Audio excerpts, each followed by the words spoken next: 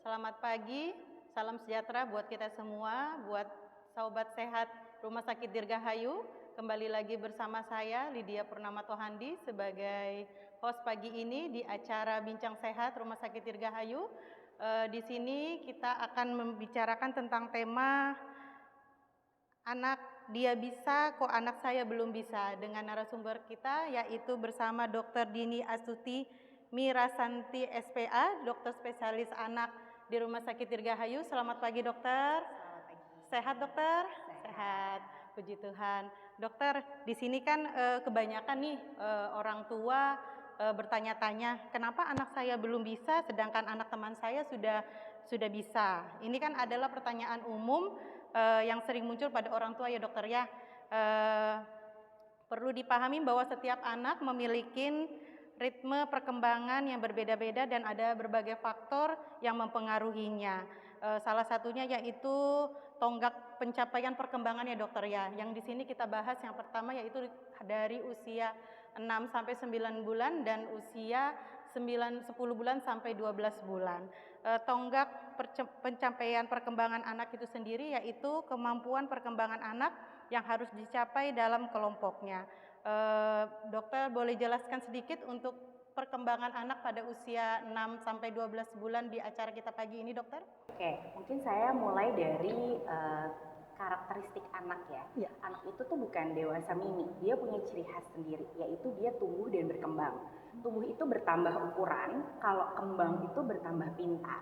Maksudnya apa? Kalau tumbuh itu kita nilainya dari berat badannya, panjang badannya, lingkar kepalanya, itu yang namanya tumbuh. Nah, kalau kembangnya dari bayi yang nggak bisa apa-apa, terus dia bisa mulai berguling, mulai duduk, berdiri, berjalan, bicara, dan seterusnya. Nah, kalau di 6 bulan biasanya yang kita cek adalah satu, kepalanya tuh sudah harus tegak.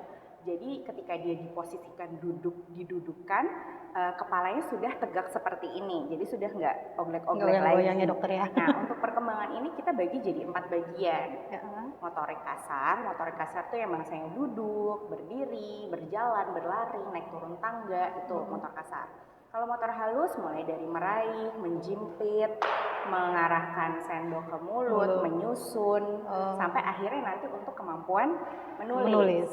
Nah, nomor 3 nih yang lagi banyak masalahnya, bicara dan bahasa. Iya benar dokter. Bicara dan bahasa itu sebenarnya nggak mulai dari umur 1 tahun, sebenarnya dari 0 bulan tuh sudah ada kemampuan itu. Mungkin pernah lihat bayi umur 1 bulan yang ada suara Oh ya benar dokter. Nah itu sudah termasuk perkembangan yang harus dinilai gitu. Terus yang terakhir adalah kemampuan personal sosial. Contohnya bayi 1 bulan lagi nih, dia mulai senyum sendiri. Usia 2-3 bulan kalau kita senyumin dia senyum balik. Sampai nanti dia bisa berpakaian sendiri, tahu nama temannya, bisa bermain dalam kelompok dan sebagainya gitu. Iya. Memang sih banyak ya dok ya, kebanyakan dari orang tua kan tidak memahami nih dokter ya secara rinci. Apa sih sebenarnya yang motorik-motorik halus, yang tadi seperti itu ya dok ya.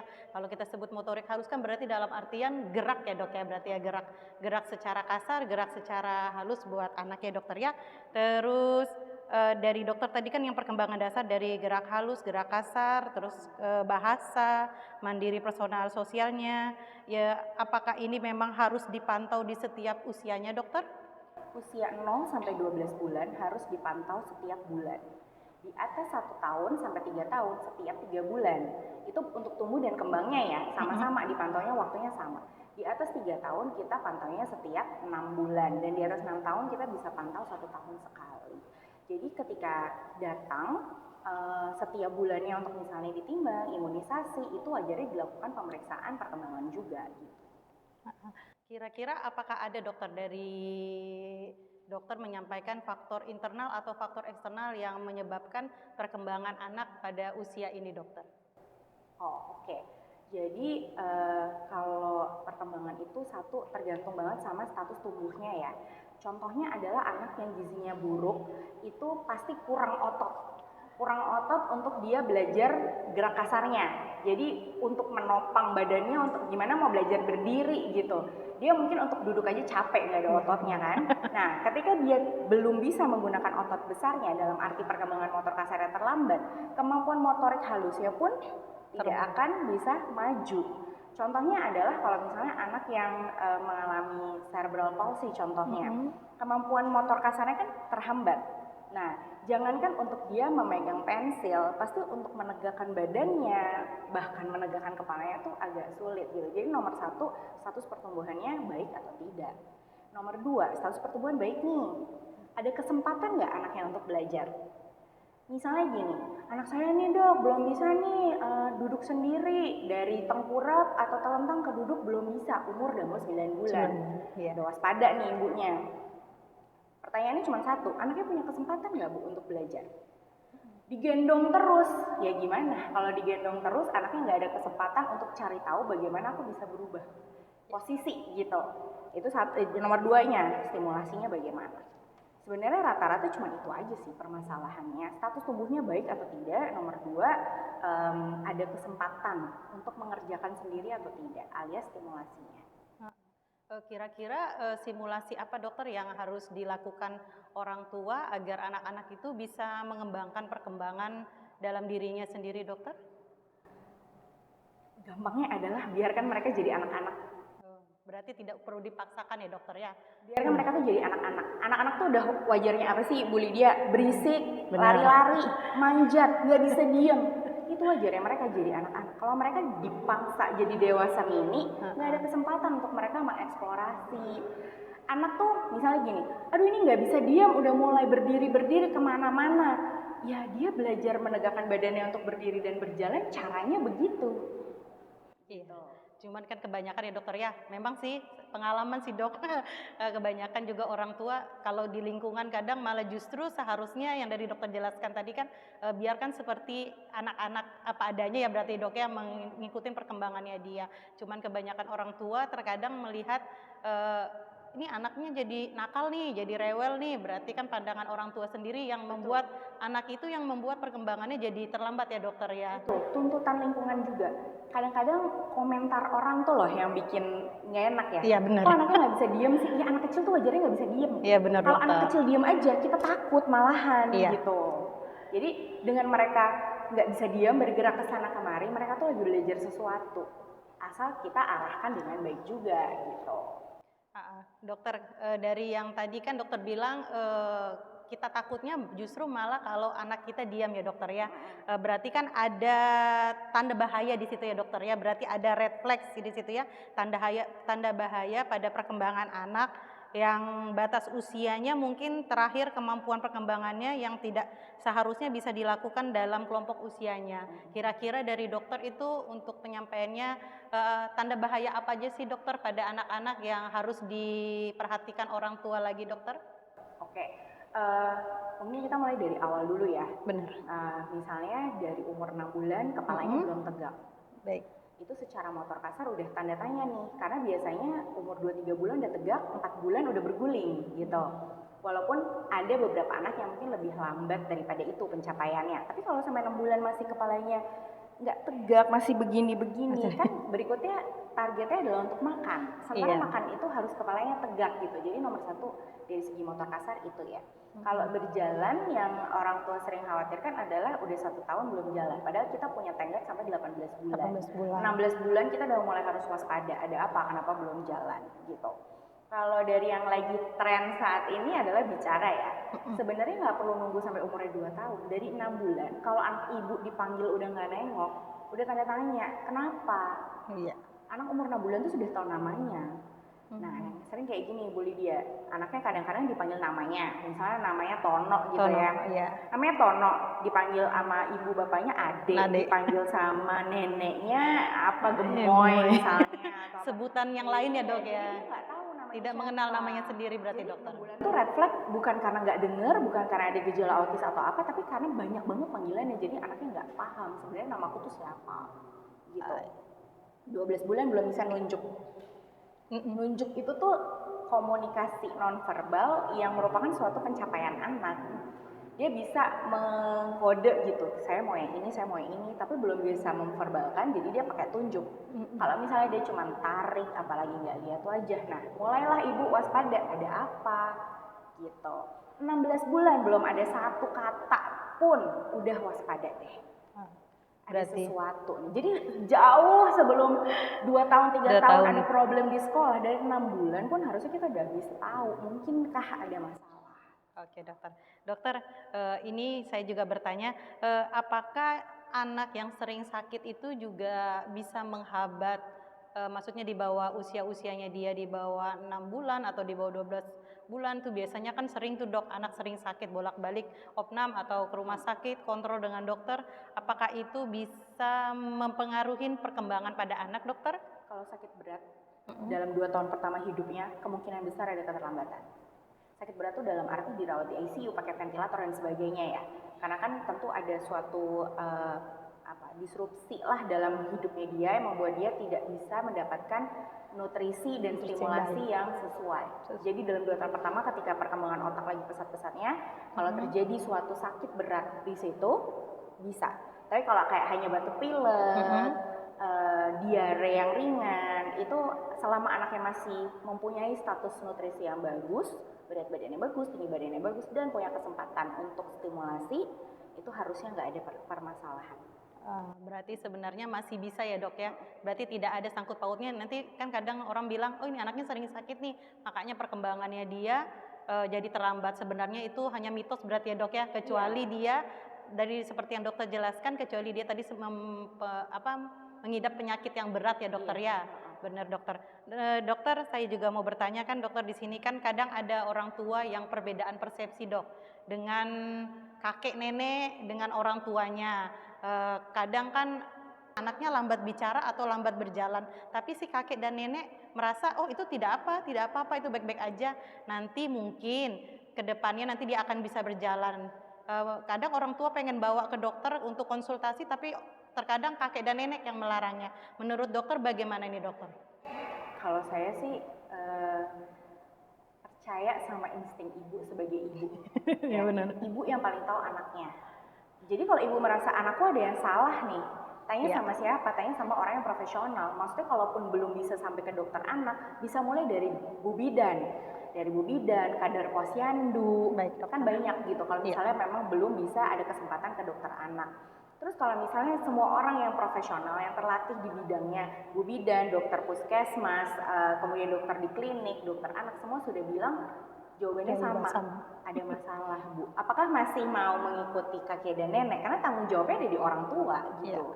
Jadi kalau sebagai ibu udah merasa kayaknya anakku beda deh, kayaknya ada yang salah deh, mendingan tanya sama yang profesional gitu. Kalau perlu kakek dan neneknya ikut supaya bisa dijelaskan ya dokter. Supaya yang menjelaskan adalah tenaga kesehatannya. Benar dokter. Jadi tidak ada konflik yang terjadi itu di rumah. Oke dokter. Dokter, tadi kan dokter juga menjelaskan tentang perkembangan anak yang dari merangkak, terus berdiri, berjalan. Kira-kira menurut dokter apakah semua anak itu memang harus melewati tahap merangkak atau tidak dokter? Jadi kalau bagi kami dokter anak, merangkak itu tidak ada di dalam tonggak perkembangan, tidak ada di dalam milestone. Tapi bagaimanapun juga merangkak itu memang suatu hal yang penting karena dia itu kayak semacam menyambungkan sisi kanan dan kiri, karena kan gerakannya harus simetris ya. Gerakannya harus simetris kanan kiri. Nah itu yang penting. Jadi bukan asal bisa merangkak, mau gayanya jalan gorila, merayap. Satu, kita meminta anaknya harus ada keinginan untuk berpindah tempat dan bisa. Yang kedua, gerakannya harus simetris kanan dan kiri. Kan ada anak yang kalau merangkak tuh menyeret ke satu. Ya, nah benar, itu kita lebih nggak mau itu. Gitu. Maunya langsung bergantian langsung ya dokter ya. Terus dokter, ada juga nih dokter pertanyaan, apakah anak yang lambat berjalan, ini kan lagi musim juga nih dok, tentang speed delay ya dokter ya, speed delay terus lambat berjalan, apakah itu salah satu bisa dari faktor genetik juga dokter? Harusnya enggak ya. Enggak ya dokter. Kalau saya mungkin ngomong dari masalah lambat berjalan dulu. Balik lagi tadi, status gizinya bagaimana, stimulasinya bagaimana. Kalau misalnya contohnya dari status gizi itu anaknya kurus yang sampai gizi buruk gitu, tentu ada masalah keterlambatan motor kasar, gerak kasarnya pasti terhambat.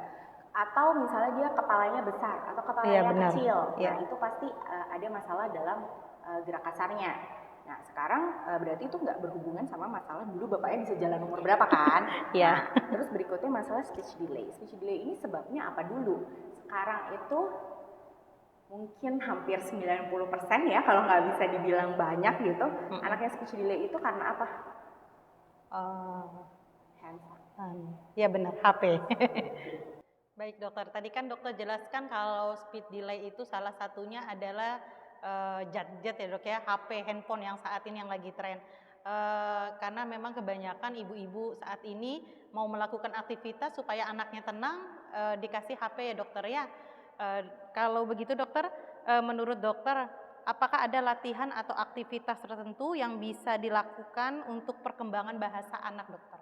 Oke, dari si bayi lahir tadi ya Bu Lydia, saya udah info tuh tadi bahwa dari umur 1 bulan aja dia udah ada suara gitu, ada suara, bisa senyum. Nah itu kalau misalnya kita membalas sebagai orang tua atau pengasuhnya, kita membalas, kita balik senyum atau kita balas juga, oh iya adek mau susu ya, Ya. adek lapar ya. Nah itu dia akan, otaknya tuh akan merekam bahwa ketika aku mengeluarkan suara ini akan ada timbal balik dari orang lain. Benar. Oh berarti begini caranya menyampaikan apa yang aku inginkan. Nah seiring dengan bertambahnya besar, rata-rata orang tua tuh mulai kasih gadget pas apa sih? Pas makan. Iya benar dokter. Supaya anaknya mau makan. Padahal rata-rata masalahnya tuh adalah anak itu nggak bisa diharapkan duduk manis, tenang selama 15 menit, apalagi bayi. Jadi solusinya gimana? Mereka selalu tanya gitu kan, solusinya gimana? Kasihlah makanannya yang untuk dia mainkan. Syukur-syukur itu makanan masuk ke Dalam mulut. mulut, ya. Tapi ketika anak bengong ya ibunya suapin gitu. Anak saya kemana-mana, nggak bisa diem. Balik lagi ke tadi pernyataan saya, biarkan anak-anak tuh jadi anak-anak. Emang waktunya nggak bisa diem, emang waktunya berisik, lompat-lompatan gitu.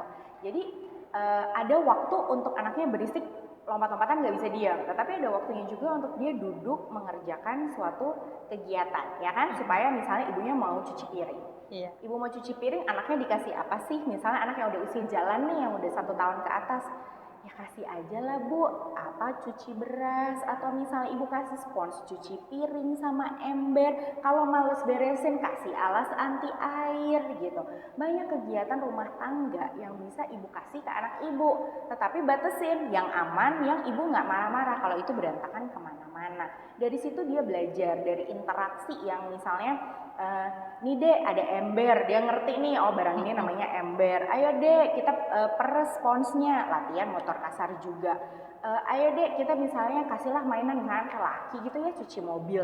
Dia ngerti itu gerakan cuci mobil, ini pekerjaan ini namanya cuci. Jadi banyak kosakata yang bisa didapatkan dari satu kegiatan itu. Tapi intinya adalah kita maunya tuh ada interaksi antara si ibu sama si anak. Kalau misalnya anaknya nggak ada interaksinya sama HP, ya bahasanya bahasa HP, terus dunianya juga dunia HP gitu. Mungkin kata-katanya juga menyerapnya dari HP itu sendiri. Iya, berarti sebenarnya anak itu di usia segitu sudah memahami perintah sederhana dari kita ya dokter ya? Iya, sesederhana mana mama, mana papa, selanjutnya mana mata, mana hidung. Kita kalau misalnya gini, umurnya 16 bulan, belum ada kata-kata satupun selain mama papa. Tapi ditanya hidung mana, tangan mana, semua bagian tubuh bisa. Menunjuk, ambil sepatu iya benar. bisa. Kita nggak khawatir, karena secara perjalanan perkembangan bahasa pemahamannya sudah ada. Tinggal ditunggu supaya keluar aja. Gitu. Oke dokter. Itu salah satu tadi kan yang bahasa ya dokter ya. Apakah kalau misalnya nih dok, orang tuanya kalau menyuruh pertama kali itu atau memanggil mama papa itu biasanya kan kadang ada nih diajari mama papa, tapi duluan yang disebutkan kadang papa atau enggak biasanya sus, apalagi kalau misalnya yang orang-orang yang biasanya sibuk dengan kerjaannya dokter ya, terus dia fokusnya itu kan anak dititip dengan susternya ya dokter ya, berarti kan bahasa yang diucapkan pertama biasanya sus ya dokter ya. Apakah juga itu mempengaruhi dokter untuk misalnya tingkat yang sering dia diucapkan oleh orang-orang sekitar di rumah itu sendiri dokter? Harusnya enggak, asal dia spesifik ya, jadi ngomong sus ya hanya ke susnya, ngomong mama ya hanya ke mamanya. Kalau anaknya mama ke semua orang, itu nggak kita anggap, justru nggak kita anggap. Atau misalnya panggil bapaknya kadang papa, dedi, papi, itu juga kita bingung sebenarnya anak ini ngerti nggak sih papa itu yang mana, papa itu siapa gitu. Dokter, terus kan tadi sudah kita ke bahasa, sudah ke motorik halus kasarnya, terus kita lanjut ke sosialnya dokter ya. Untuk ke sosialnya sendiri kira-kira perkembangan untuk anak itu kita untuk mempelajarinya bagaimana dokter? Untuk mempelajarinya, jadi interaksi sosial pertama anak itu adalah dengan ibunya. Atau kalau ibunya full kerja ya dengan pengasuh utamanya di rumah, entah nenek, entah sus, entah siapa. Itu interaksi sosial yang pertama. Sampai usia 4 tahun, anak itu belum bisa berinteraksi sosial dengan wajar bersama anak lainnya. Jadi kalau misalnya ada kadang-kadang anaknya telat ngomong tuh, sekolahin supaya belajar dari temennya, itu nggak bener ya, itu nggak bener. Karena anak-anak yang lain coba, emang ngomongnya udah bener? Belum, ya kan? Ngomongnya tuh sama cadelnya, sama nggak jelasnya. Jadi anak kita tuh mau belajar apa dari temen yang nggak ada? Jadi belajar itu dari siapa? Dari orang dewasa yang ngomongnya sudah betul gitu. Jadi jangan juga kita di rumah, misalnya anaknya salah ngomong mobil gitu ya. Misalnya ngomong mobil jadi obil. Nah terus kita ngikutin dia nih. Obil mana obil? Obilnya adek mana? Ya sampai besar pun dia akan tahu namanya obil bukan mobil. Jadi kalau anaknya juga salah ngomong, tidak tepat gitu pengucapannya, orang tuanya harus betulkan juga. Oke, berarti sebenarnya tidak ada masalah ya dokter ya untuk diajarin untuk sosialnya dokter ya? Iya, dan udah gitu kadang-kadang gini, yang sering dikeluhkan orang tua adalah anaknya pelit. Pernah nggak? Benar dokter. Kok anaknya pelit sih? Nggak mau berbagi. Terus udah gitu, contohnya nih, anaknya Bu Lydia sama anak saya main nih bareng-bareng. Usianya sama, sekitar 2-3 tahun. Anak saya datang langsung merampas mainannya Bu Lydia. Ya, Bu Lydia karena tertekan oleh situasi sosial, udah dek kasih aja. Kasih. Iya gitu kan ya kadang-kadang ya. Padahal satu, bukan anaknya Bu Lydia pelit. Dua, dari sisi anak saya, bukan juga anak saya itu nakal gitu.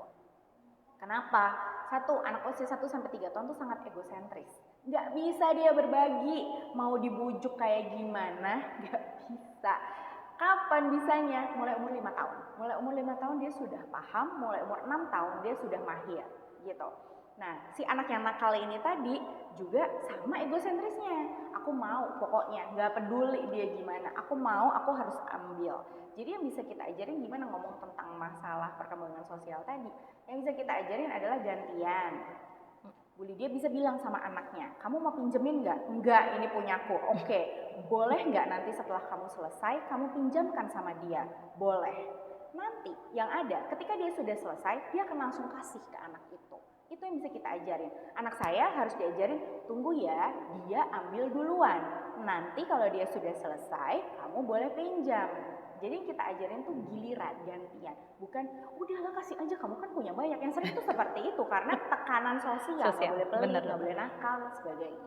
Berarti sebenarnya anak itu hanya perlu dikasih edukasi pelan-pelan saja dari orang tuanya dokter ya. Jadi bukan dari orang tuanya yang ikut sosial juga sebenarnya ini, mempengaruhi dari pengaruh sosial juga ya dokter ya. Jadi buat para ibu-ibu yang ada di rumah, untuk anak-anaknya jangan pernah dipaksa, walaupun dari banyak omongan orang mengatakan ini anaknya nih pelit nih, anaknya enggak mau membagi mainan nih, padahal memang dari dokter jelaskan bahwa memang di usia segitu biasanya anak memang mempunyai merasa milik dia sendiri ya dokter ya.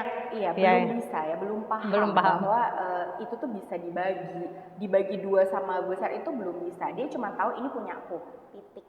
Gitu. Ini punya aku, ini punya aku. Dan itu ada implikasinya sampai dewasa Bu Lydia. Contohnya untuk anak perempuan ya. Ada nggak yang suka kayak gini di luar keluarga ya? Cium dulu dong, nanti dikasih permen. Itu nggak boleh ya. Berarti tidak boleh diiming-imingin ya dokter ya? Dengan kontak fisik ya. Karena kita sekarang dunia kita serem sekali. Jadi kalau misalnya contoh tadi, Bu Lydia paksa gitu anaknya. Anaknya ngertinya adalah walaupun aku nggak mau, aku harus kasih, betul nggak? Ya. Kalau udah besar nih, ketemu laki-laki, diminta macem-macem. Anaknya sebenarnya nggak mau, tapi kata mama, walaupun aku nggak mau, aku harus kasih. Iya, benar. Serem kan? Jadi bukannya kita ngajarin anak kita pelit, tapi memang satu, pahamilah dia belum bisa. Nomor 2, yang diajarin tuh bukan paksa kasihnya. Kalau kamu udah selesai, boleh ya dia pinjam. kamu ada 5, boleh nggak kasih 1? Kamu deh yang kasih, mau yang mana, pilih 1, mana yang dikasih. Iya, baik dokter. Dokter, satu pertanyaan lagi. Apakah perkembangan tahap awal anak yang di bawah usia di bawah 2 tahun itu gagal, dan tahap selanjut perkembangannya itu mempengaruhi perkembangan anak itu sendiri, dokter? Kita nggak boleh membiarkan yang gagal itu tetap gagal sih. Jadi kalau belum tercapai harus dikejar, karena perkembangan itu nggak boleh ada yang dilewat, nggak boleh ada yang diloncatin gitu. Kalau belum bisa duduk jangan dipaksa berdiri gitu. Kalau belum bisa berjalan jangan diajarin menggunting, nggak bisa. Semuanya harus dilewati, karena kalau ada yang keskip pasti yang berikutnya nggak baik hasilnya. Ya dokter. Dokter, ini kan juga apakah salah satu perkembangan anak ini juga bisa dibantu dengan suplemen atau vitamin supaya anak-anak kita ini bisa berkembang lebih cepat atau gimana gitu, dokter? Menurut dokter bagaimana, dokter? Menurut saya nggak bisa. Nggak bisa. Yang bisa tuh apa? Vitaminnya, suplemennya itu dari dalam bentuk makan yang cukup, makan yang baik, tidur yang cukup, tidur yang baik, sama anaknya diberi kesempatan. Kalau anaknya misalnya apa ya, sekarang juga banyak anak-anak yang dibilang gangguan sensori gitu. Ya, benar. Tapi dari bayi pas makan celemotan dilap. Ya. Makan celemotan dilap. Terus ada lagi megang sesuatu masuk mulut, jijik. Akhirnya kita mau masukin makanan dia jijik. Masukin makanan jijik gitu. Jadi kadang-kadang kalau saya suka bilang sama orang tua, kita tuh nggak bisa cuma nemenin main. Nggak bisa cuma nungguin main. Nungguin main tuh gimana? Anak main di sini, kita di sini. Lebih parah lagi kalau sekali begini ya. Sampai main HP. Itu nggak boleh. Jadi anak asik main sendiri ya dok ya, orang tuanya asik sendiri main HP, benar dokter. Anaknya main, ya kita ngomongin anak di bawah usia 4-5 tahun. Ya. Anaknya main, kita ikut ke dunianya mereka sebagai si anak-anak itu gitu. Jadi misalnya dia lagi main apa misalnya ya, main pasir mobil, mungkin atau ya, mobil ya biasanya ya, pasir mungkin. Terus anak itu tuh ini berkaitan juga sama bosenan. Ya, bosenan itu karena apa? Dia main pasir nih, tuang-tuang ke dalam truknya, terus dibuang, tuang-tuang lagi, lama-lama apa? Bosen kan? Bosan, iya. Nah, kalau kita cuma nungguin, dia akan cepat bosen. Kelihatannya cepat bosen, gak fokus, cepat beralih gitu. Tapi kalau kita ikut main bareng dia, terus kita bilang, dia ini bisa dicetak-cetak nih, kayak gini nih, lihat deh gitu. Jadi anaknya ada, oh ternyata mainan itu bisa dimainkan dengan cara yang lain. Oh ternyata ada kosakata seperti itu. Oh ternyata aku bisa loh bikin ini jadi begini. Jadi banyak hal yang bisa dilakukan melalui bermain tadi. Berarti sebenarnya pada intinya anak-anak harus tetap didampingin orang tua dalam untuk perkembangannya dokter ya. Yang tadi dokter seperti dokter bilang tadi, anaknya takut nih dipegang ini, pegang ini. Berarti itu terkadang kan kebanyakan orang tua ya dokter ya, terlalu memberikan kasih sayang yang berlebihan kepada anak ya dok ya. Jadi sehingga anak itu membuat yang dokter bilang perkembangannya jadi tidak bisa tereksplorasi ya dokter ya. Berarti sebenarnya peran keluarga di sini atau peran orang tua di sini harus mendampingin anak agar perkembangan anak itu sendiri yang bisa jadi lebih baik lagi ya dokter ya. Iya, dan saya juga tadi tertarik sama statement Bu Lydia tentang yang orang tuanya bekerja. Iya, benar dokter. Sama bapak-bapak ya, bapak-bapak ini perannya besar sekali loh, karena cara main bapak sama cara main ibu itu beda. Ibu tuh biasanya lebih tenang, duduk. Kalau bapak tuh yang lebih agresif. Kan pasti mainnya. Caranya bapak menunjukkan sayang sama caranya ibu tuh juga pasti berbeda. Nah, jadi kalau untuk orang tua yang bekerja, saya selalu minta luangkanlah waktu 30 menit tidak terinterupsi untuk masing-masing orang tua bagi anak ini gitu. Memang di atas jam 6 sore kita udah nggak menganjurkan untuk yang main lompat-lompatan, lari-larian tuh udah enggak. Karena udah persiapan tidur kan. Bisa tuh 30 menit baca buku sama ibunya, atau main puzzle, atau main mobil-mobilan sama bapaknya, tapi benar-benar tidak terinterupsi. Bahkan sekarang 20 menit aja udah cukup gitu. Saya mintanya sih 30 ya. 30 menit sama bapak, 30 menit sama ibu. Bapaknya nggak sibuk mikirin kerjaan kantor, nggak sibuk balesin WA, pesanan orang gitu. Nanti dulu 30 menit ya, bener, orangnya nggak kemana-mana. Kita lanjut lagi dokter untuk yang kembali ke topik pertama kita yang tentang kenapa anak dia bisa, kok anak saya tidak bisa ya dokter ya. Kira-kira dokter itu mempengaruhi tidak dokter dalam perkembangan anak? Seandainya nih dari lingkungan sebelah atau dari anak, orang tuanya terlalu menekan anaknya harus bisa ini, padahal anaknya belum bisa sampai ke tahap itu dokter. Kira-kira apa yang dokter ingin sampaikan kepada orang tua tentang perbedaan yang anak saya bisa, anak saya belum bisa, tapi anak orang lain sudah bisa? Nomor satu, anak orang lain bisa itu apakah betulan bisa atau enggak? Iya. Kadang-kadang itu yang bisanya itu tuh sesuatu yang di luar tonggak yang normal gitu. Contohnya anak umur 10 bulan udah jalan, ya kan? 10 bulan di jalan tuh jalannya apakah jalan dengan baik atau jalan satu jatuh. Karena kalau misalnya khawatir, kita selalu bisa cek. Kita dokter anak tuh punya kurva perkembangan namanya kurva Denver. Dan segala sesuatu di dunia anak-anak itu bentuknya tidak fix gitu, tidak tetap.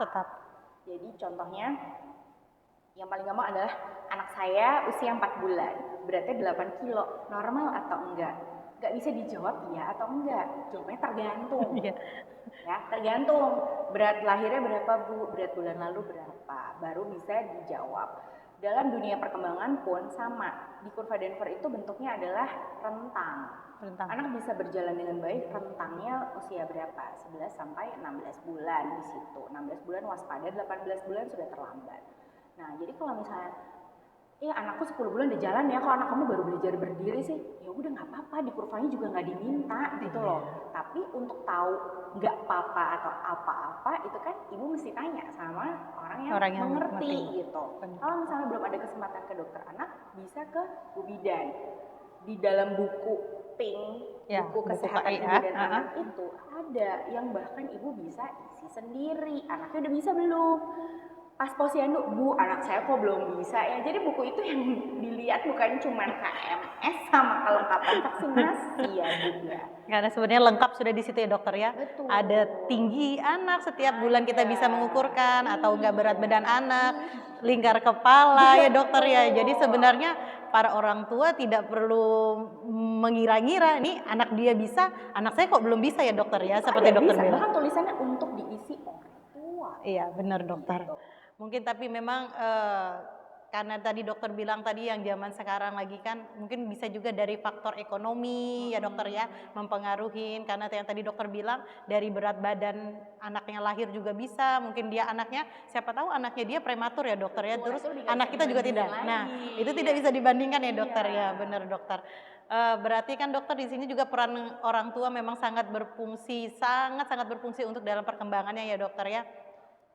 Di sini berarti orang tua harus tetap setia mendampingin anak, apapun itu yang dilakukan anak berarti harus tetap orang tua dampingin ya dokter ya. Sekarang ini kan yang lagi tren sekarang yang lagi rame ya dokter ya tentang HP nih, handphone nih dokter ya. Sekarang ini kebanyakan anak tidak pernah lepas dari HP, mau kemana-mana harus HP. Terus kalau anak tidak diberikan HP, biasanya anak ini ngamuk atau tantrum dokter. Kira-kira gimana dokter? Menurut dokter tentang permasalahan yang sekarang lagi rame lah dokter. Jadi karena orang tuanya terlalu sayang mungkin dengan anaknya, jadi ya mau tidak mau atau enggak dia lagi di tempat ramai daripada jadi perhatian pusat orang, ya mau nggak mau HP itu selalu dikasih dokter gitu. Menurut dokter bagaimana dokter? Sebenarnya HP itu nggak 100% salah ya, nggak 100% jelek. Nonton, main di gadget atau di tablet atau di handphone lah, itu tuh nggak 100% jelek. Cuman kadang-kadang penggunaannya nggak bertanggung jawab. Dalam hal ini nggak bertanggung jawab siapa? Ya mohon maaf orang tuanya. Karena apa? Dibilang nggak bertanggung jawab, durasinya nggak dibatasin, jenis tontonannya nggak dibatasin, anaknya nggak ditemenin. Jadi mau nonton boleh, tapi dengan cara-cara tertentu. Ada jadwalnya, ada jamnya, didampingi. Kan biasanya orang kasih HP biar diem, kitanya ngapa-ngapain. Padahal sebenarnya dari nonton itu bisa banyak hal yang dipelajari sama si anak. Makanya nggak dibilang HP itu 100% nggak boleh. Boleh, tapi ada rambu-rambunya. Terus kapan mulai dikasih? Bayi itu belum paham apa-apa. Jadi kalau kita langsung memperkenalkan HP, tontonan, TV dari awal kehidupan, yang ada dia interaksinya ngertinya cuma sama HP. Kenapa sih itu bermasalah sekali? Karena interaksi ini tuh dasar dari kemampuan bicaranya. Ya, jadi kalau untuk bisa bicara harus apa sih? Harus dengar, harus paham, harus tahu kapan jawab, kapan enggak. Karena kadang-kadang ada anak yang misalnya bisa A, B, C, D, E, F, G, tapi ditanya matanya mana. Sampai saya berjenggot, berkumis nggak bakal dijawab karena nggak ada interaksinya. Jadi apakah anak itu betul-betul paham yang A, B, C itu apa? Kan enggak, gitu. Jadi kalau misalnya kita bentuknya adalah interaksi dengan manusia, ada nih saya ngomong, boleh dia diam, boleh dia ngomong, saya diam, gitu kan, gantian. Jadi tektokan atau bergiliran itu tuh dibangun semenjak mereka masih bayi. Dengan HP, dengan TV itu tidak terjadi. Ada juga orang tua yang bilang gini, nggak HP dong, tapi TV. Tapi nggak ditonton terus dok. Tapi kalau anaknya main TV-nya nyala, iya sih, itu sama aja, mengganggu konsentrasi si anak. Jadi kalau nggak ditonton, matikan aja TV-nya. Gitu. HP boleh dikasih asal satu, anaknya udah ngerti bagaimana caranya berinteraksi, berkomunikasi minimal secara gestur, menunjuk, atau misalnya sudah bisa verbal itu lebih baik. Berikutnya harus dibatasi, berikutnya harus didampingi. Dengan itu maka kita bisa menggunakan tontonan itu sebagai media untuk belajar. Gitu. Berarti sebenarnya harus ada pembicaraan dua arah nih ya dokter ya, antara orang tua dengan anak ya berarti ya dokter ya. Berarti anak tidak difokuskan langsung dengan apa yang dia tonton. Seperti yang dokter bilang tadi, sebenarnya bukan HP-nya yang salah, tetapi cara orang tuanya yang memberikan bagaimana HP itu yang dibuat kepada anaknya ya dokter ya. Mungkin waktunya harus dikasih durasi, atau mungkin tontonannya memang harus dibatas usianya ya dokter ya. Terus dokter, kira-kira nih dokter, pada saat perkembangan anak, kadang kan orang tua tidak tahu kapan sih harus dibawa konsultasi ke dokter, seperti perkembangan apa yang harus dibawa konsultasi ke dokter. Misalnya anak saya belum bisa ini. Kadang kan orang tua tidak tahu dokter pada usia bulan-bulan begini yang harus dia bawa konsultasi ke dokter. Oke. Sebenarnya keilmuan kami itu namanya ilmu kesehatan anak. Jadi bukan ilmu penyakit anak. Jadi tugas kami itu sebenarnya memelihara anak bagaimana supaya tetap sehat. Optimalisasi tumbuh dan kembang ya. Kita bilang anaknya sehat itu optimalisasi tumbuh dan kembang. Kalau sakit ya di luar itu tugas kita juga sih. Tapi pemberian vaksin, pemantauan tumbuh kembang itu sejatinya adalah dunianya dokter anak gitu. Nah jadi sebelum sampai ke kok anak saya belum bisa ini dan kok anak saya belum bisa itu, setiap bulannya itu memang harus dipantau. Jadi ketika sudah ada tanda-tanda 4 bulan, Bu udah bisa tengkurap belum? Belum. Kita kasih kesempatan di usia 5 bulan. Datang lagi, timbang, mungkin ada vaksin atau ada misalnya ada keluhan, persiapan makan dan sebagainya. Bu udah bisa tengkurap belum? Oh udah bisa, bergulingnya udah bisa, baliknya belum. Oke Bu, nggak apa-apa. Sekarang kita belajar duduk. 6 bulan, gimana Bu udah bisa duduk? Belum. Jadi kan dari situ kita tahu ya, bahwa setiap bulan itu kita ada follow up-nya gitu. Ketika 9 bulan belum bisa tengkurap, Bu ini udah telat ya, saya kirim ke fisioterapi. Jadi sebelum berkelanjutan menjadi sangat jauh gap perkembangannya, kita udah ada action dulu. Karena contohnya untuk jalan ya, Bu Lydia, di bawah 2 tahun itu prognosisnya lebih bagus kalau kita cepat terapinya. Anaknya di atas 2 tahun mungkin bisa berjalan, tapi mungkin perlu alat bantu.